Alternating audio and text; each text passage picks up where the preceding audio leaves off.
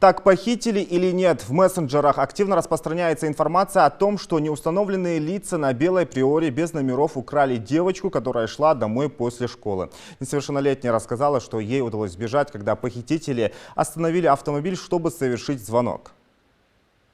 Уважаемые классные руководители, предупредите, пожалуйста, все свои родительские чаты. Скажите, действительно имело место этому событию. Вчера действительно с 13-й школы ребенок шел домой.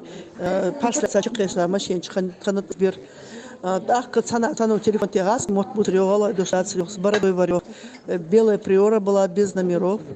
В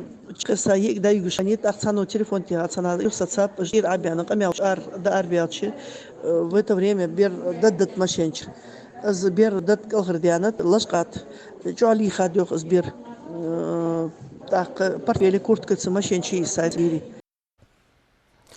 Но, как выяснилось позже, все это результат богатой детской фантазии. В своей выдумке девочка призналась, когда за дело взялись правоохранительные органы. Оказалось, что школьница выдумала всю историю, чтобы ее не поругали родители за потерянные портфель и куртку, которые якобы остались в машине у преступников. Ситуацию прокомментировали в инспекции по делам несовершеннолетних МВД по Ингушетии, отметив, что это не повод расслабляться и оставлять детей без присмотра.